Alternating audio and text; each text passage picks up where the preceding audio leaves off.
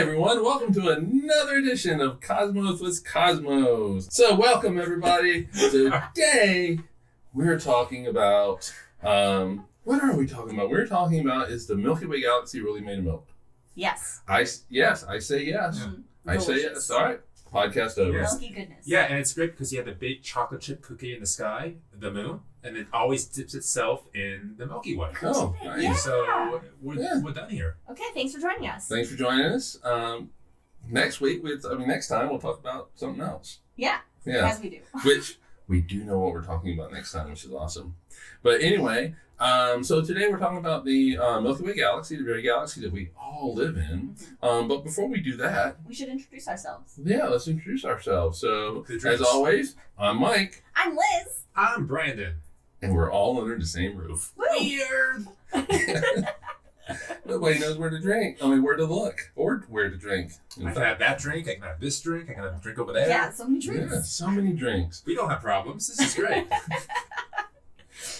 Speaking of drinks, Liz, what are you drinking? I am drinking Galaxy Juice. Galaxy Juice. Yes, it is a delightful mixture of coconut rum, mango rum, triple sec, and Caribbean. God, I almost had all of it. Caribbean Sunset. It's Caribbean Sunset Juice. Which is some sort of Tropicana drink. Yes. Delicious. Galaxy Juice right here.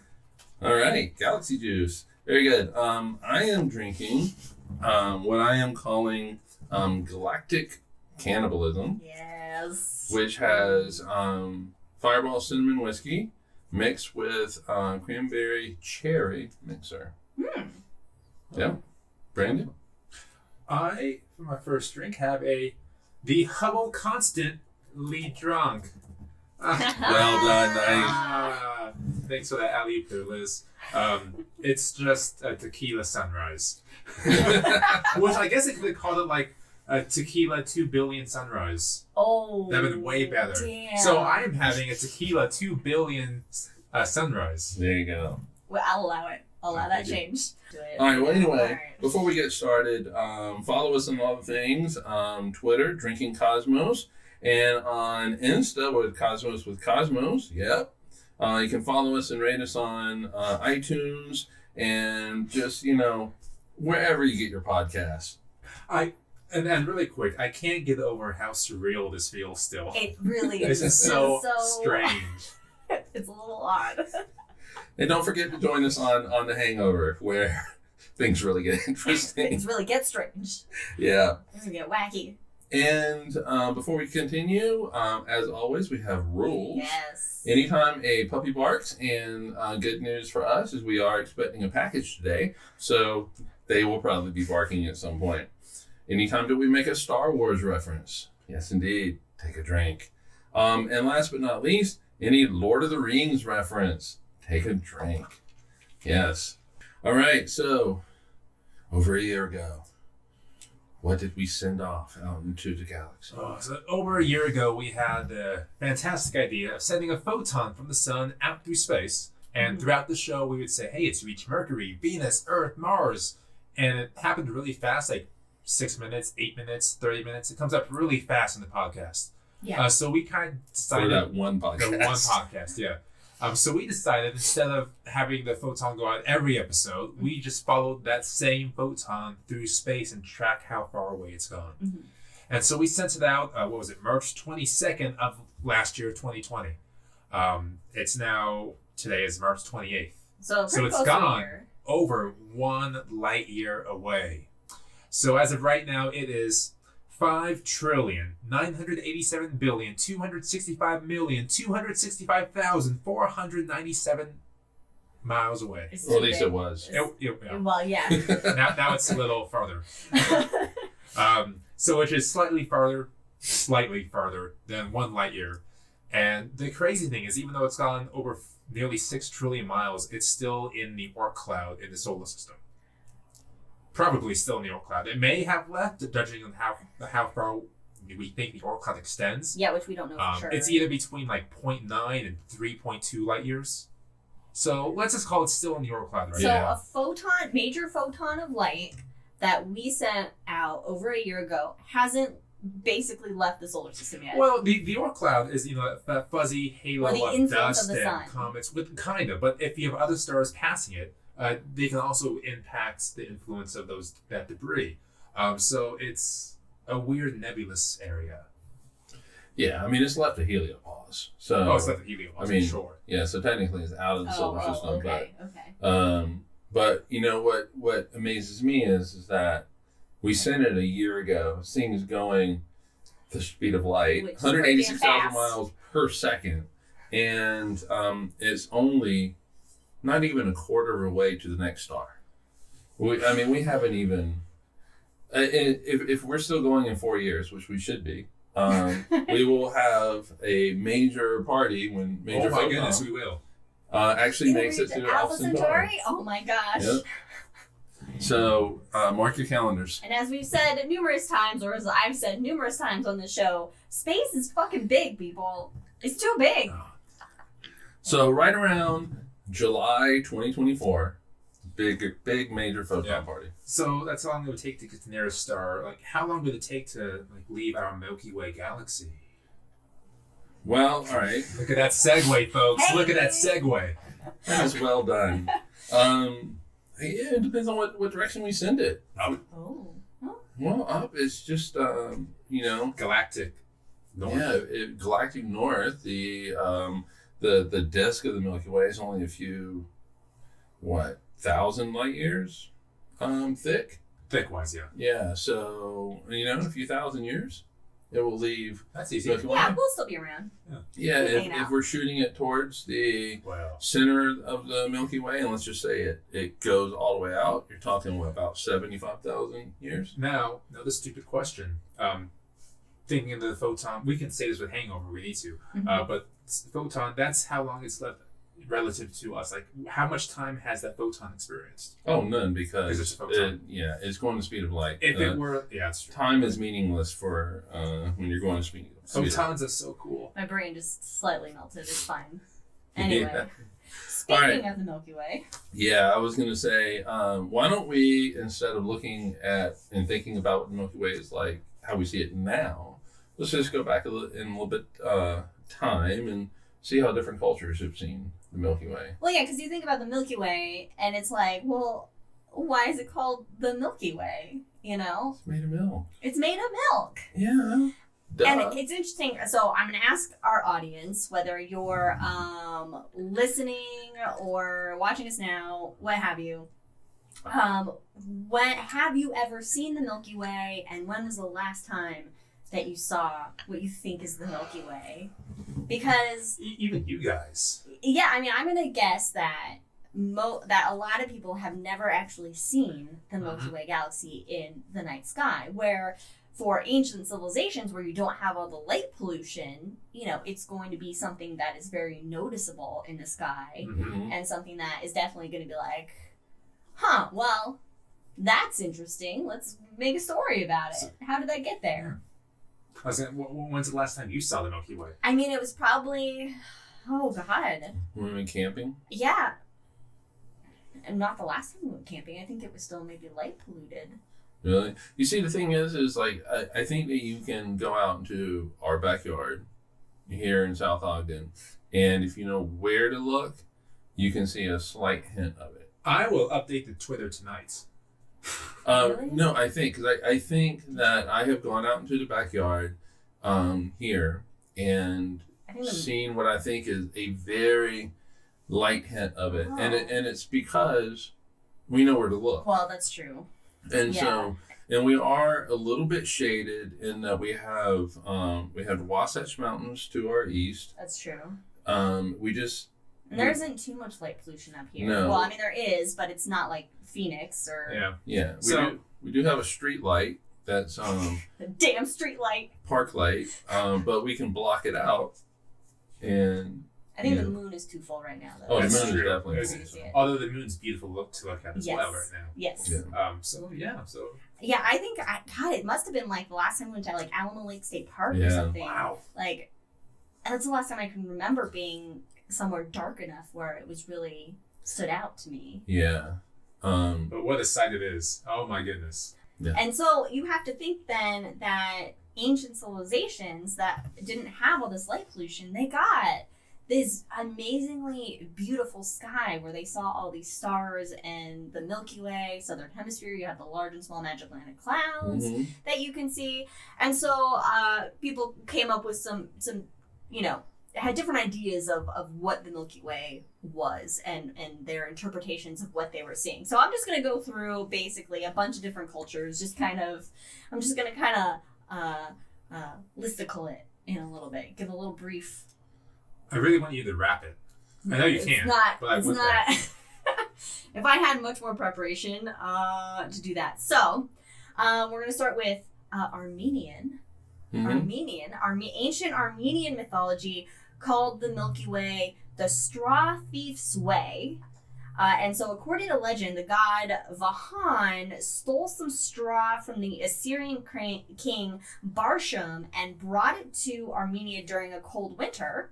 And when he fled across the heavens, he spilled some of the straw along the way. Oh, yeah. So it's just some spilled straw. As one would expect. Yeah, right? Mm-hmm. Now, a lot of cultures do see the Milky Way as some sort of river.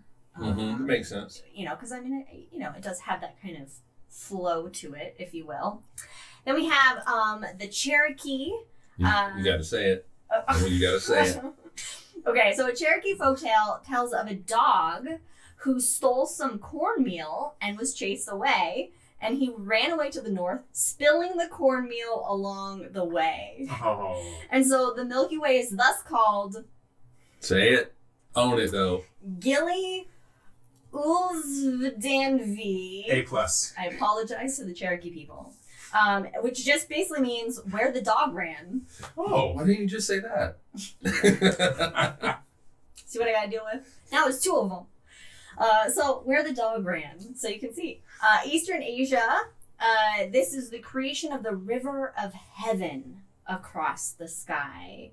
And so it was associated with the myth of the cowherd and weaver girl, which may start to sound familiar to us at least. So basically, the hazy band of stars was a silvery river of heaven, and there were these two people that are denoted by two stars on opposite sides of the Milky Way, Altair and Vega. And so they were two lovers. One was at least in the Japanese version, one was a princess and one was a cowherder. But the emperor, he didn't want his daughter to marry a cowherder, but she was so distraught. So basically he was like, all right, one night of a year, I'll allow a flock of crows, or in Japanese it's a flock of magpies, form a bridge over the river where you can meet. And in Japan, this is celebrated as the festival of Tanabata. Nice. Do you remember their names? Oh, gosh. So for a little background, we had a show called Treehouse Adventures in the Planetarium, which was the most adorable show ever. And Liz had programmed into it a story about Tanabata. And they had the whole narration in there. Princess Orihime. Orihime, I thought it was like, yeah, perfect. Princess Orihime. What was the cowherder's name? And then the dad was the Sky Emperor. Yeah, the Sky Emperor.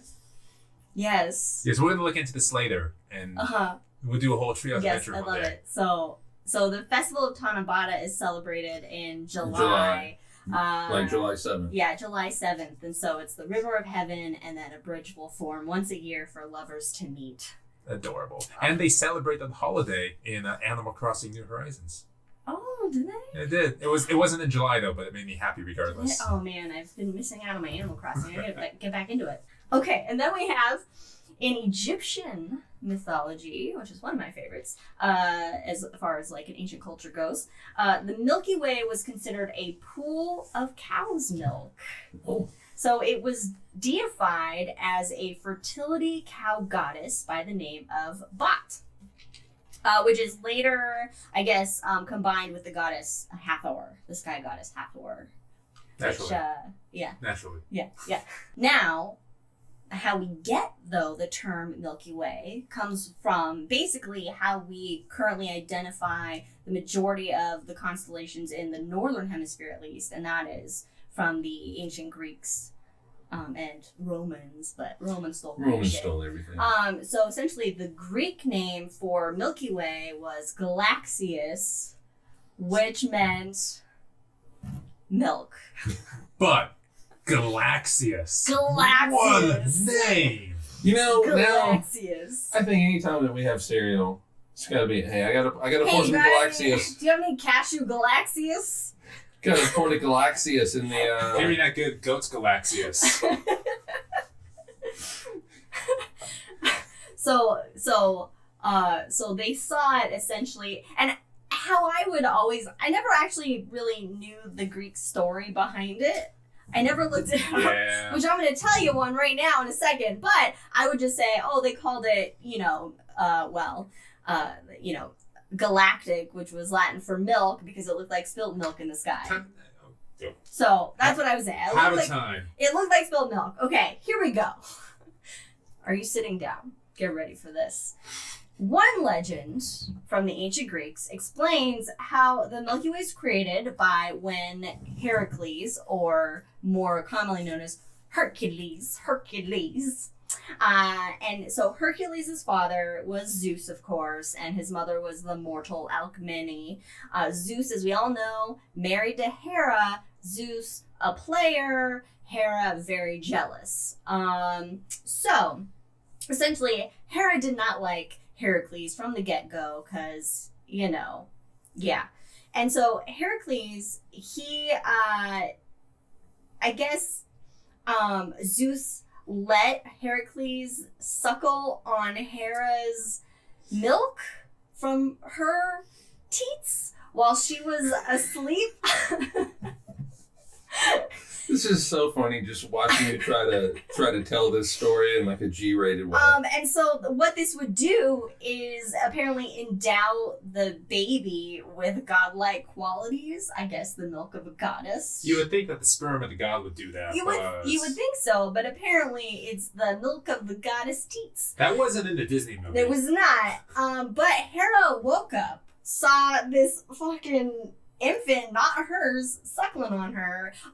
She pushed him away, and the spurting milk from her teeth then formed the Milky Way. What the fuck? So the Milky Way is spurted breast milk. Yep. Yeah. Spurted Galaxius. Put that in your White Russian and drink it.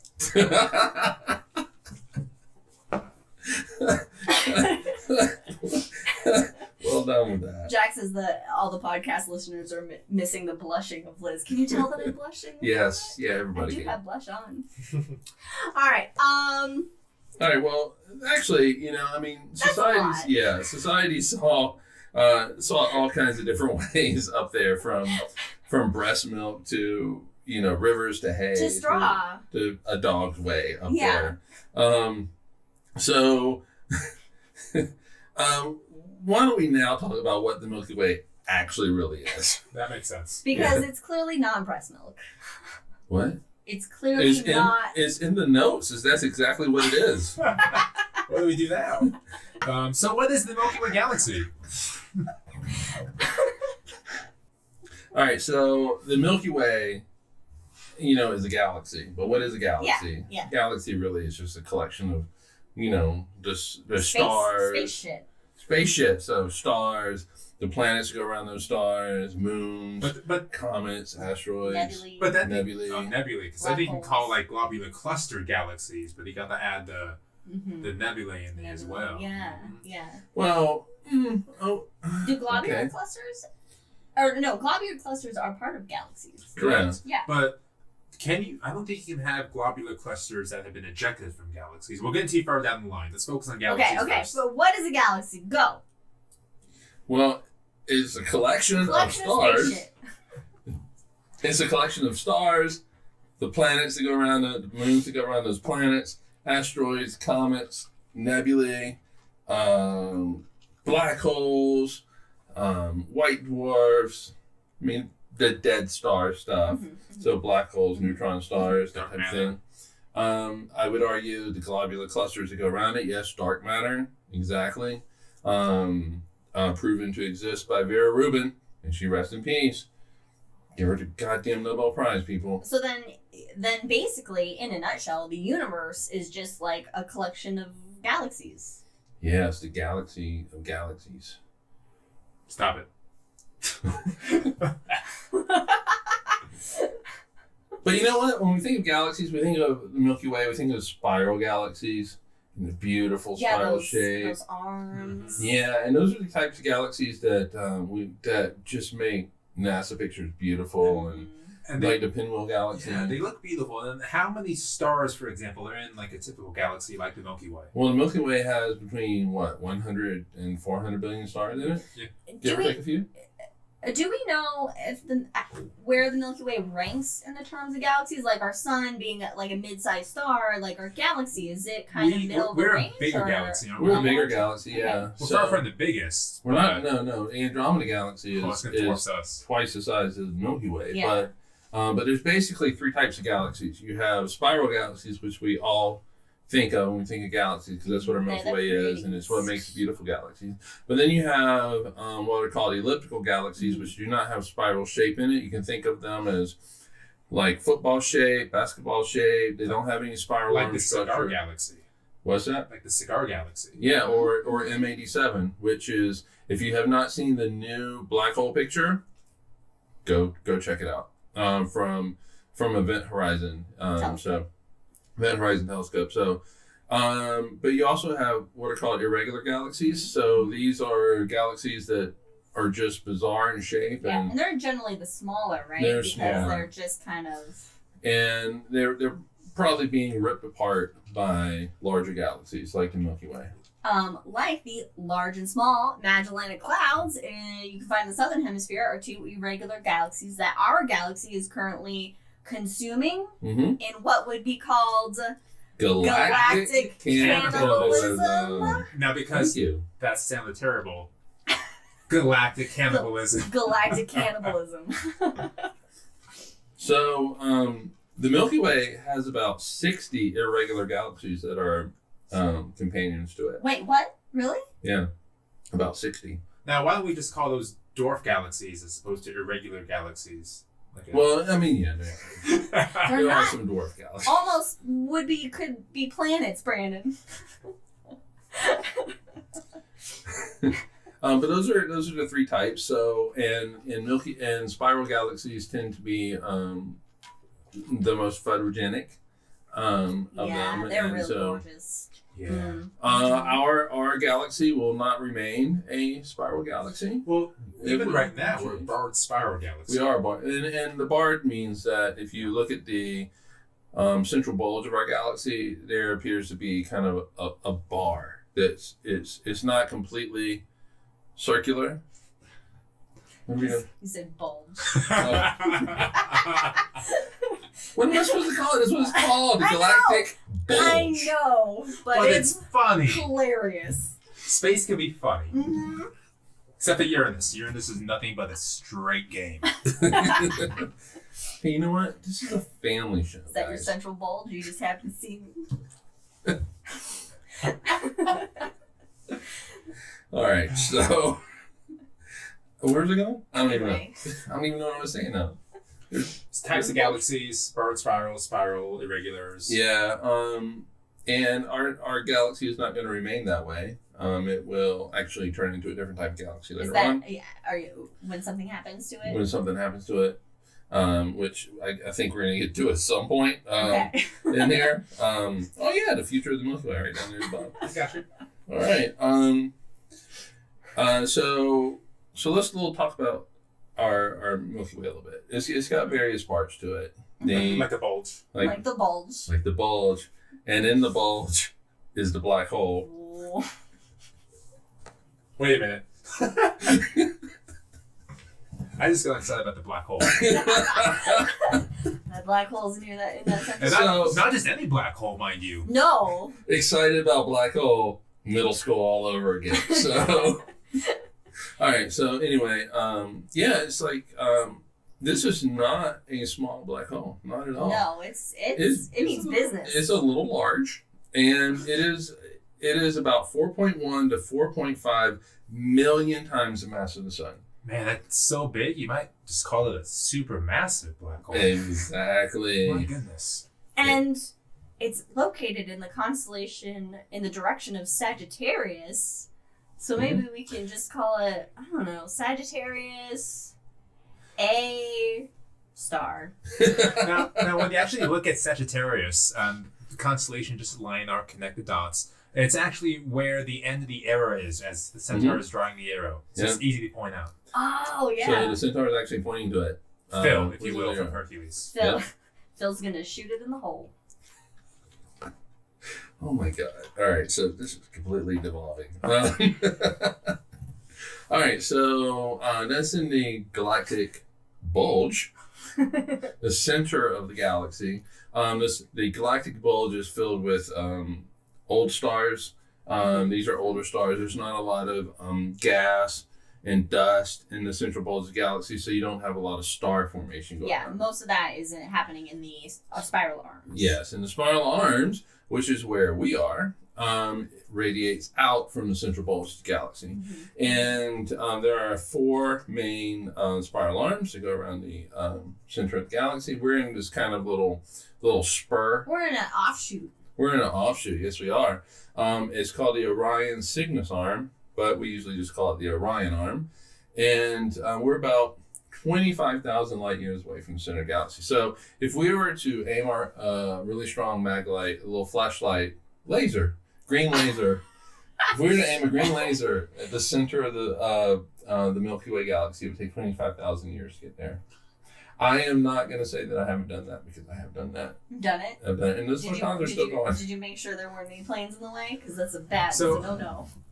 So speaking of lasers and pointing towards the center of the galaxy, which I've done as well, one of the really cool things to do when you're at the star party is you see like green lasers all over the place. As people are pointing. Then you have lightsaber fights, and they're being very professional, so they don't realize you're doing it.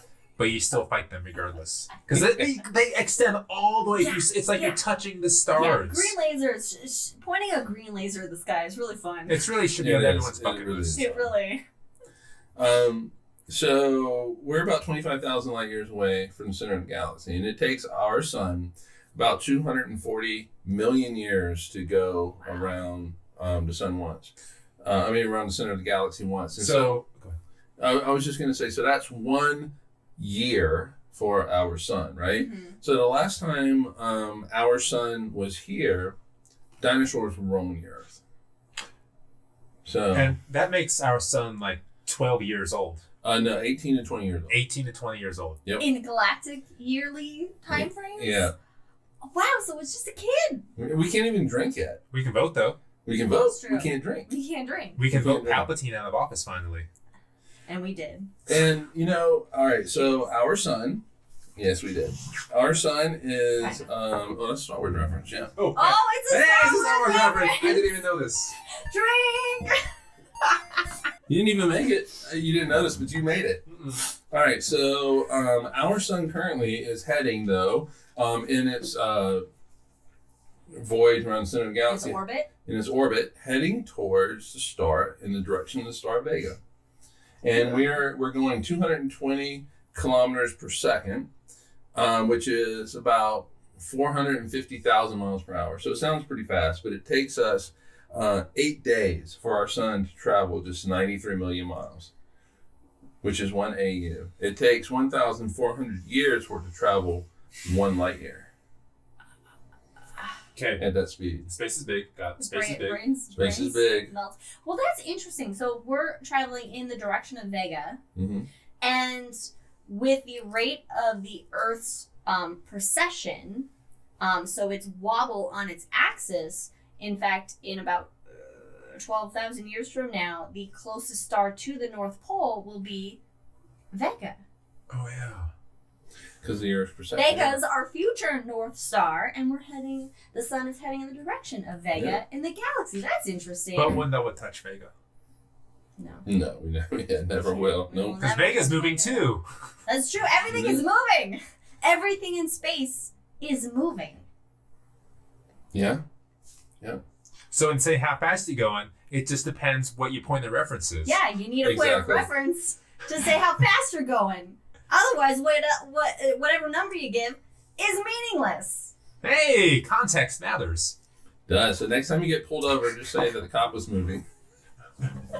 And yeah, so I'll let you know how that goes. yeah. All right, so we're out kind of in the suburbs of the Milky Way galaxy, out in the spiral arms. The boondocks. Yes. We talked about the bulge of the Milky Way. Now you got me laughing about I the know, spiral arms. you can never think about it the same way again. Yeah. You're welcome. But there is also one more thing called a halo. And the halo also is filled. No, not that halo. Yeah, not that halo. No. We need to play that I again. know, now But I want to anyway. play Halo. Oh my god. We can do that. The original. We have to do the original though. Oh, With the big giant Xbox yes. system link with Mountain Dew. Maybe we get, yeah. Okay, anyway, so you have the Galactic halo, which is this envelops kind of the Milky Way. And I read one thing that said that the halo, you have the stellar halo with stars, but you also have the gaseous halo of it. And if you combine the mass of those two, it is actually greater than the Milky Way itself, which wow. I found really interesting. Wow. Yeah. And in the halo, that is where most of the globular clusters are located, right? Because they're off the plane and they're kind of these super old clusters of stars, right? They're just kind of hanging out. Yeah, and well, They're just hanging out orbiting the there. Milky Way, Yeah. crashing through the spiral arms as they orbit the Milky Way. What a life. Yeah, but it's also where the dark matter resides. Yeah. And one of my heroes in astronomy, Dr. Vera Rubin, she fucking people, but okay. she lived in a time where It's okay. her advisor was basically picked a project for her that would be tame and Good, easy enough for her small, fragile woman mind. yeah, but also that nothing controversial would come from it. And so it's not. I mean, it is science, right? But it doesn't. What the advisor thought was going to happen was it wasn't really going to push the boundaries of astronomy and physics knowledge. It would just color in some of it. But it turned out to turn things upside down. So what her job was to look at stars and measure how fast they were moving around the center of the galaxy. And if you look at our solar system as an example, when you're close to the sun, you have to move faster because you're experiencing more gravity, and to overcome that gravitational pull, you have to move faster to orbit the sun. But as you move further out from the sun, things slow down. You don't have to move as fast, and it's called a Keplerian orbit. It's a Kepler orbit, and they were thinking. I don't think I've ever heard that term before. Keplerian orbit. Yeah, well, I've had a drink. I'm probably not saying it correctly. But I love it. Keplerian orbit. Keplerian orbit. Yeah, so the thought was that if you look at the Milky Way galaxy, that you are going to find the exact same thing happen. So as you move further from the center of the galaxy, the stars are going logically.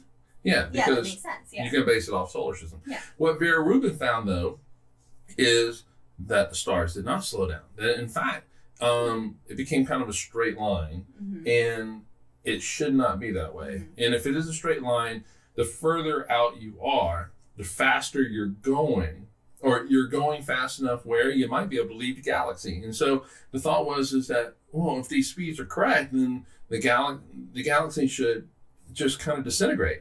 Stars should go. Everything should just fly apart. Yeah, should fly apart, exactly. So what the hell's going on? This is in the 1970s, by the way, that Vera Rubin is doing this. What she had done was that the 1970s. This isn't like 1760s. No, this is like when Star Wars was coming out. Oh, is that a Oh, reference? God damn it. Mine as well. Mine as well. Actually, I think it's right about the same time, 1977.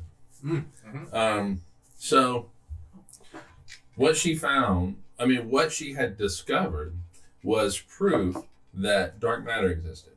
And so there's this force that is causing the stars to move faster than they should be moving. I shouldn't say force. There is... I was going to jump on that. Yeah, no, it's not. Yeah. So there's matter There's something that we can't see, that we don't understand what it is. And the only way that we know it's there is because we see its influence on things we can see. Yeah. And there were so many theories as to what dark matter... This is going to be a whole other podcast, clearly, as to what dark matter is supposed to be. Machos and wimps. Machos and wimps. And these ideas, basically, we'd be able to see them, like really dark, big objects that we just can't really see in visible light or wavelengths we're seeing. But it's not those things. Yeah. So it's some kind of other undetectable... Something with mass. And it's fascinating. Yeah. All right. So I call them machos and wimps. Those actually mean something. Oh, Wimps mean weakly interacting massive particles. These are subatomic. These are things smaller than atoms, molecules. They're really whatever. tiny. Yeah, these They're are wimps. quantum scale objects. Unimaginably tiny. These are quantum scale objects.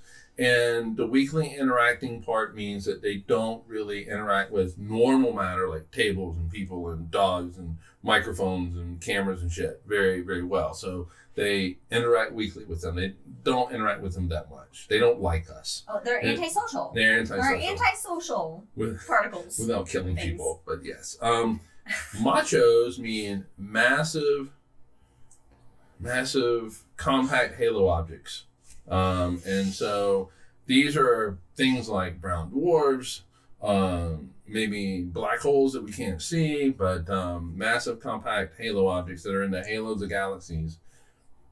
And so the Hubble Space Telescope is looking for evidence of machos. And didn't we disprove the macho theory in the last 10 years? Well, we have tightly constrained what a macho can be, and so now it's looking more like it is wimps, and so turns out these wimps are a little more macho. The wimps are a little more macho than we thought. Yeah.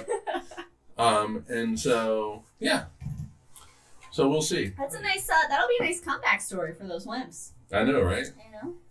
Man, we have so They're far like to the little giants in all of us. Yeah. Anyone? No? No.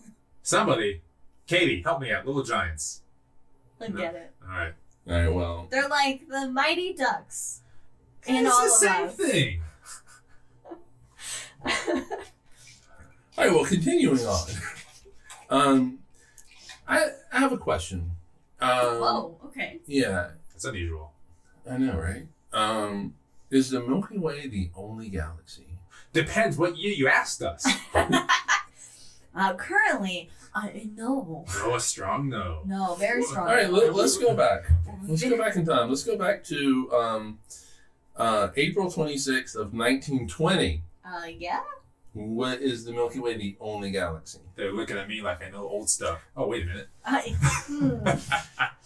And this is what you So- got excited my about goodness. to talk about. So before we started this podcast, we brought up what we're about to talk about, something called the Great Debate. And I go, wait a minute, I have a book about this. So I ran up to my new bedroom and I got a book and I thought it had it in there, but it was written in 1909. So that was before the Great Debate. The idea of the Milky Way being the all-encompassing universe was really the leading idea for hundreds of years of science. Like we can look up there, the big old, titty milk up there. That's it. That's all that possibly can be, because we didn't have the proper telescopes possible to actually view the other nebulae, we were calling it at the time, and discern if they were other galaxies with billions of their own stars and all these other contributing factors, or if they're little fuzzy things of gas. I mean, that's like how we thought the sun was at the center Yeah, of the universe exactly. this whole time. You know, we didn't have the technology to say otherwise or Mhm. prove otherwise. Yes, rather. so that comes up in this debate. So actually does, yeah, in this great debate, two leading scientists of the time, they know cosmologists at the time, Harlow Shapley and Herbert Curtis. It was kind of like the young folks going against the old folks, because I think it was Shapley that was around 30-something years old, and Curtis was like in his 60s, except it was flipped, and that the young guy had the idea of the Milky Way is all there is. Oh, okay. And the old guy had a new idea. The old of, guy was yeah, like, "Oh, wait a minute. wait a minute, we might be wrong here." These whippersnappers and their old ideas." Yeah, so the old guy, let's call him the old guy, really believed that those nebulae we're seeing out there may actually be other galaxies full of the billions of other stars and planets and their own, basically whole habitats. And the young guy saying, no, all there is, and those little nebulae we're seeing out there, they're just bits of gas. I'm sorry. They're just... Uh-oh. What did she get? Something she's not supposed to get. Oh boy. So... All right, anyway, continue. And the young guy's thinking all the nebulae, the gas things, that are bits of gas orbiting the Milky Way itself. And so this debate had been going on for years in journals and things like that. And in 1919, they wrote to each other and decided to actually have this big debates at It's the Smithsonian. At the Smithsonian. Oh, what a place to have a debate like that. So the following year, 1920, they got together in front of an audience and had this immense debate as to, what is the nature of the universe? Which is an incredible topic when you don't actually know. And this happened, within somebody's lifetime, honestly, 100 years ago. Oh, yeah. That's incredible. Like, history is so recent. And so the debate went again. They talked about it back and forth. And another subject that was brought up during this debate is, where is the sun within the context of the universe? And of course, that depends who you ask. If you ask the guy who thinks that the Milky Way is just one galaxy out of many galaxies, then it's just going to be another star. Okay. But if the Milky Way is the galaxy, well, then we can actually position the sun in relation to the cosmos. And so the young guy said, the sun's actually near the center of the cosmos. Backwards. Oh, what? Did I get that wrong? Yeah, so, all right, so... so the old guy is Curtis, and the young guy is Shapley, and because that's the only way I can remember it. I got you. All right, so Curtis believes that there are other galaxies out there, and that Shapley believes that it's just the Milky Way, right? And so Curtis's model of the universe actually had the sun near the center of the universe, and Shapley did not. Right. Yeah. So. And so when you think the Milky Way is all that is, we have been mapping the Milky Way, the stars that we can see, for hundreds of years, but really got going with William and Caroline Herschel when they actually got a magnificent map of the sky. But of course, when you're looking out with just your naked eye, with the telescopes, and judging what you can see, everything's going to appear as if it is all around you anyway, because we don't have enough power to see beyond that. So they were thinking the sun's in the center because it's obvious. Look at this evidence that we have. So it's not like they're saying, look at that hubris, we're important. They had evidence at the time to back it up. It was just not complete evidence because they even had the telescopes. Yeah. So Curtis was looking at the stars. Shapley was looking at the globular clusters. The globular clusters are centered around the center of the galaxy, 25,000 light years away. So you see them off in the distance. Right. So it's interesting that in this debate, they both won on certain points. Curtis wins on the larger question of what the debate was about. Is the Milky Way the only galaxy out there? And no. By far, no. And it was, I think, less than a year later that Edwin Hubble found the Cepheid variables in Andromeda Galaxy. Yep. And that basically told them that this galaxy, this nebulae, is really far away. It's so far away, there's no way it can be inside of the Milky Way galaxy. Right. And interestingly enough, Shapley actually used distance as as one of the points he was trying to make, in that the Milky Way was the only galaxy that was out there. And he used Andromeda, and he said that if Andromeda were outside of the galaxy, it would be on the order of 100 million light years away. Right, which turns out. Which at the time was too fucking far for astronomers to go. They're like, we don't want to deal with this yet. Well, Nope. Which, I mean, even when you talk, with space people, it's just mind-boggling how big space is. So you can't blame folks. You can't blame people who had, an 80-inch telescope tops to judge how far away X galaxies are. Yeah. I mean, it's already mind-melting now And even the first person to think that these nebulae are actually galaxies in their own right didn't have a telescope. He was just thinking out loud. That was Immanuel Kant in the 1700s. He was just thinking, what if actually it would make sense if those are actually galaxies out there without billions of their own stars. And he also thought, just based off thought experiments, of how stars are formed as well with disks around them. So just by thinking, he was like, yeah, this is about right. Shit. Yeah. But I think it's just an amazing thing. Our brain is smart enough to. It's dumb in a lot of ways, but it's smart enough to, think about these nebulae as being, distant galaxies. That's what we call evolution. Yeah. Thanks, evolution. Yeah, and with and Curtis. Also, we're sorry. Yeah, I know, right? But I think somebody said in the chat, we made dogs. We did make dogs. So we made dogs. But then we also made season 8 of Game of Thrones, so it evens out. That's it. All right. But it's really cool that our brains can, think about these things and do what Einstein liked to call thought experiments. So if our brains can study the cosmos and get to know it, then our brains are made of the cosmos. That means, you want to say it, Liz? We are the cosmos. We are a way for the cosmos to know itself. Oh. Yes, thank you, Dr. Sagan. But in the end, Curtis wins the debate, and he actually wins. I mean, in the points he was trying to make was he looked at it. It seems like Andromeda is really quite central to this whole debate. And so Shapley is saying it's 100 million light years away, whereas in reality, Hubble later on would say, hey, it's 2.5 million light years away, 2.9 million light years away. But just to interject real fast, it is the largest, closest galaxy to our Milky Way galaxy. Heading towards us, guys. We'll get to that in a minute. Yeah. Will we, though? And then within the context of the time, of course, they didn't come to a decision. They were just debating it. But Curtis was an extraordinarily skilled orator at the time. So the audience kind of swayed towards Curtis just because he spoke and presented his thoughts so clearly and so well. Yeah. So that's kind of cool. So Shapley had Adrian Van Manen as one of... He used Adrian Van Manen as evidence that the Milky Way was all there was into the universe. And Adrian Van Manen, he said that he observed the Pinwheel galaxy in his telescope rotating. Now, in today's world,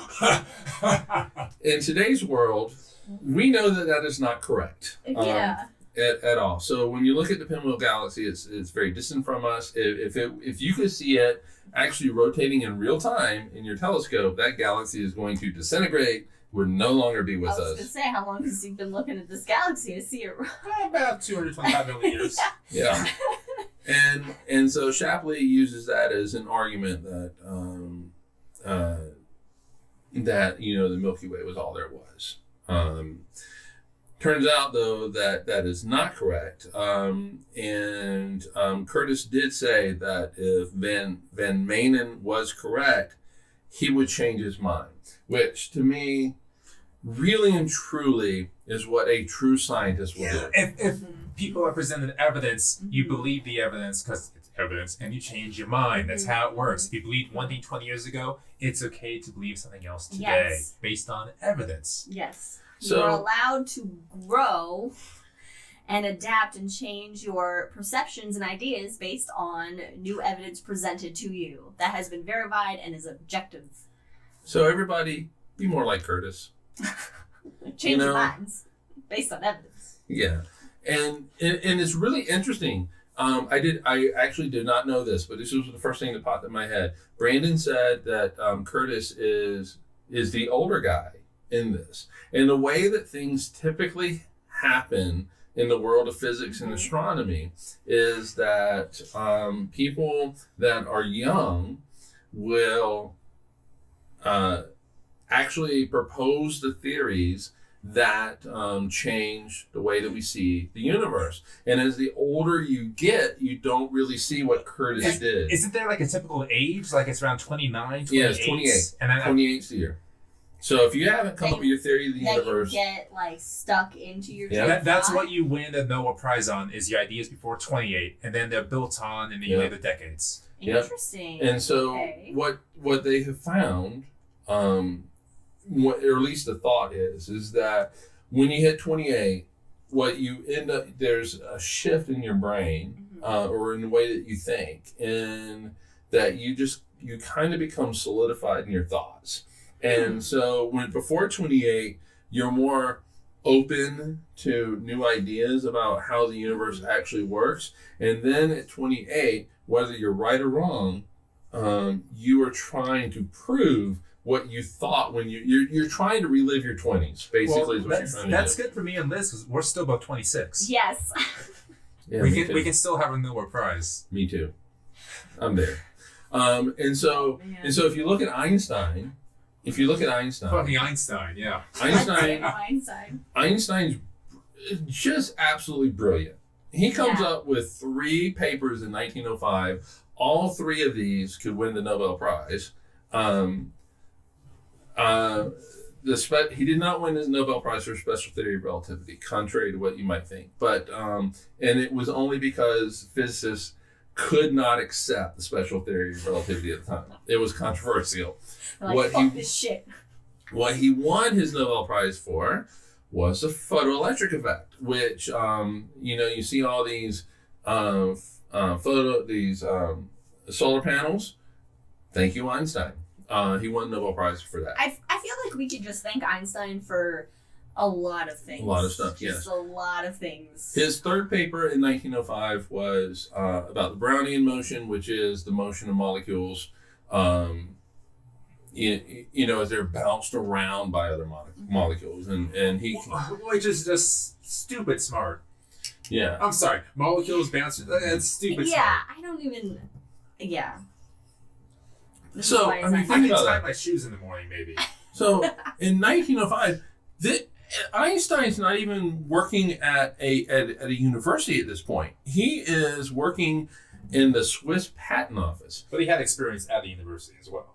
He is approving patents.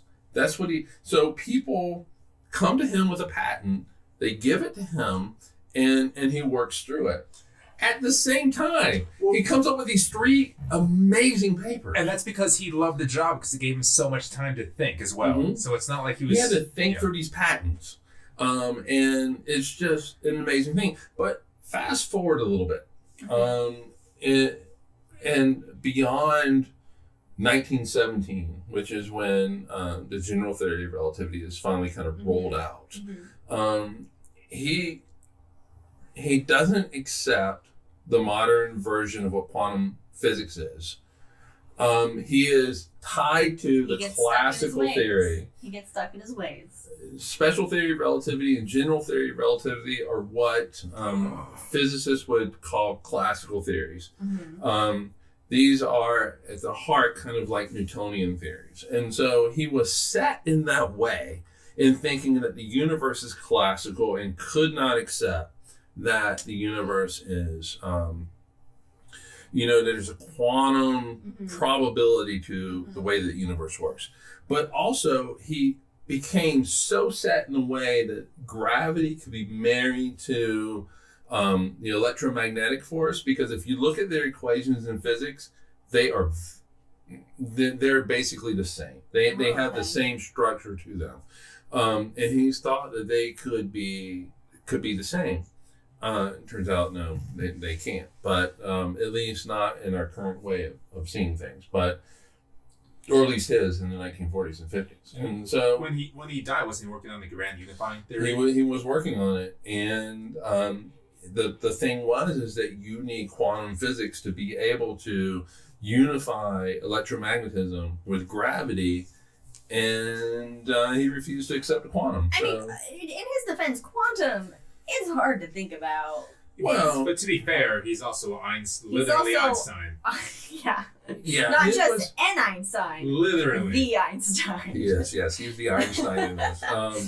But what he didn't like, he had no problem with some aspects of quantum physics. In fact, with the photoelectric effect, he actually uses quantum in that. Okay. So, however, what he did not like and refused to accept was the probabilistic, I can't say it. Probability nature of quantum physics. And you have the famous quote. Yeah, the famous quote where Einstein says, God does not play dice. And Niels Bohr was like, not only does God play dice, sometimes he doesn't even know where the dice go.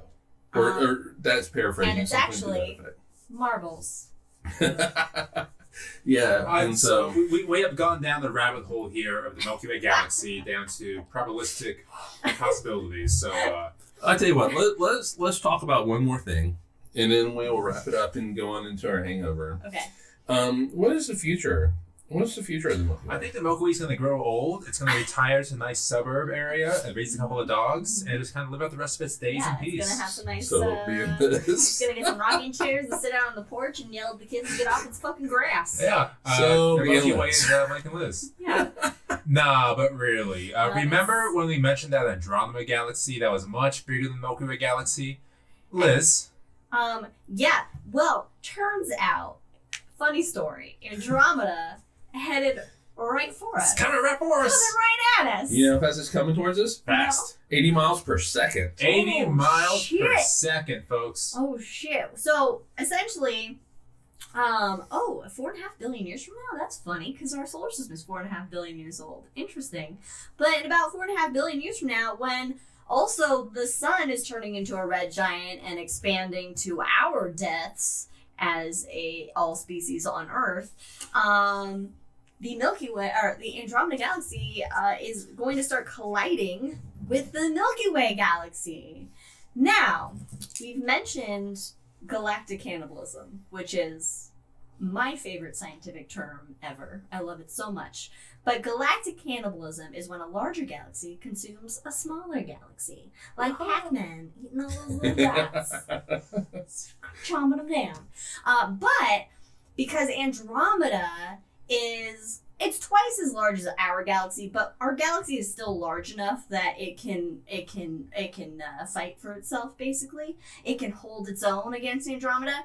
So essentially, these galaxies are going to start interacting and essentially just beginning to merge together before they eventually just become one galaxy. What would you call that galaxy, Liz? Apparently, it's going to be called Milkdromeda. Milkdromeda! Assuming English is the predominant language at the time. Which it won't be. It won't be. No. Let's see. Milky Way, Andromeda, Milkdromeda. Andromeda Way. Andromeda Way. Andromeda Way. No, it's got to be Milkdromeda. And Galaxis. And Galaxis. And Galaxis. What's this called Galaxis? Galaxis. No, because that just means milk. What's the problem? Okay. We live in the Milky Way. That's It's true. called Galaxis. That's true. There's no other intelligent life possibly in the Andromeda galaxy that could reign supreme. But okay, so that then brings up a point. If our two say the Earth is fine, that the sun's not gonna swallow us in its death throes.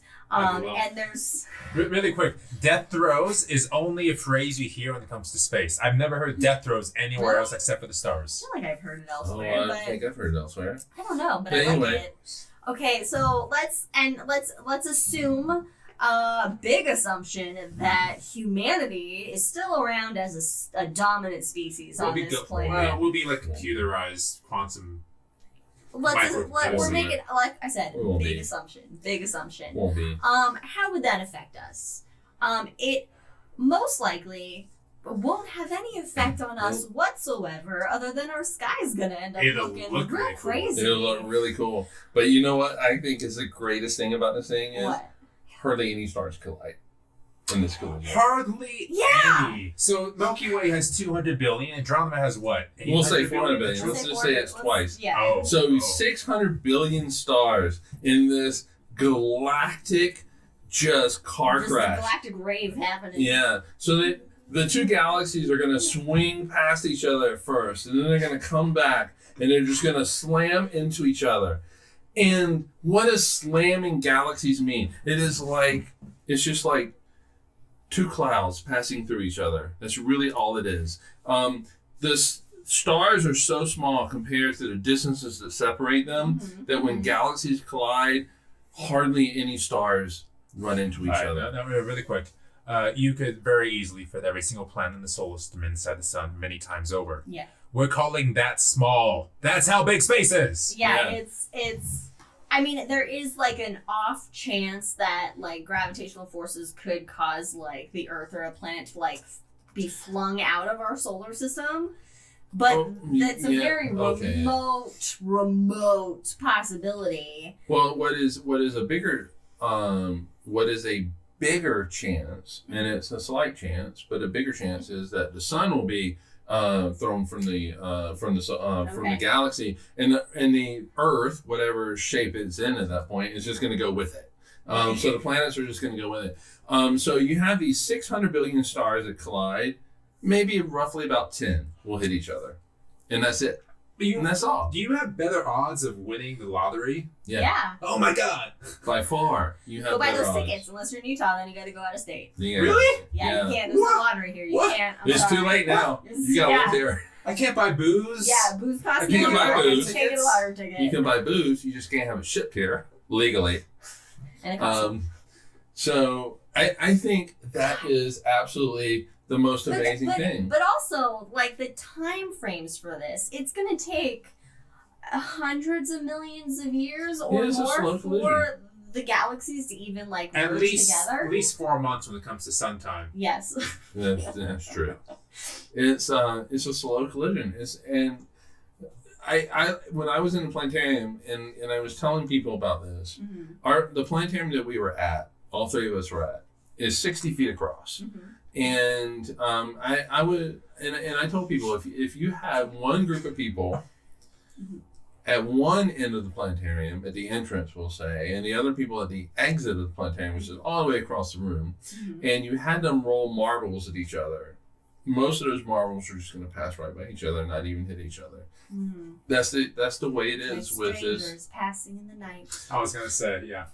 That's the way it is with this collision that's in 4.5 billion years. So everybody, wait up, eat your veggies, wait up, and it's going to be an amazing sight. Sweet. And by the way, the Andromeda Galaxy you can see in the night sky right now. It's in the Well, in the autumn. In the autumn. It is. It's an autumn constellation. It's an autumn object. In the constellation of, wait for it. Andromeda.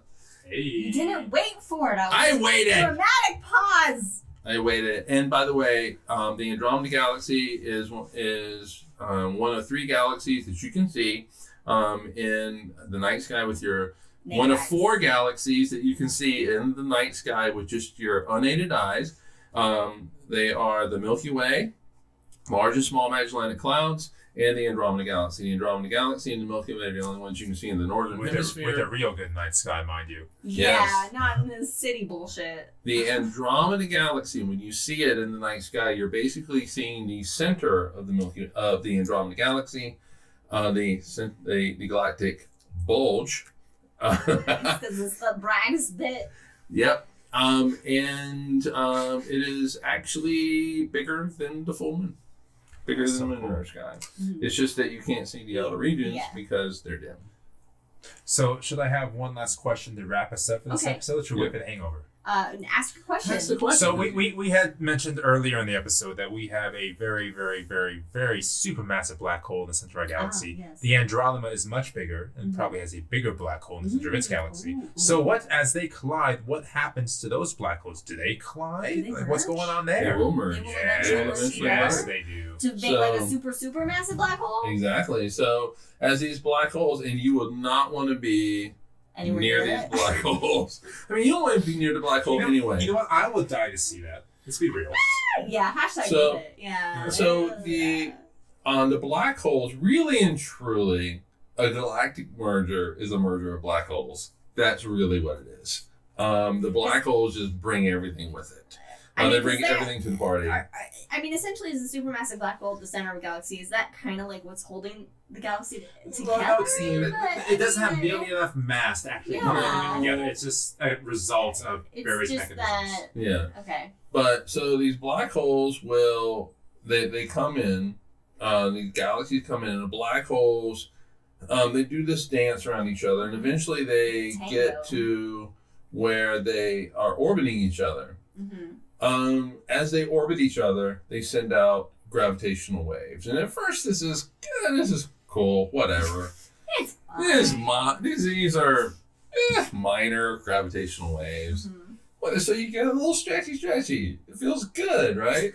Stretches out the back. Oh, thank God, finally. I know, right? So, but these gravitational waves, they rob energy from these black holes that are orbiting each other. And so what these black holes end up doing is they grow closer and closer and closer. And as they grow closer, they have to move faster. And so they start orbiting each other really, really fast, which sends out more gravitational waves, which steals more energy, and eventually they touch and they become one supermassive black hole.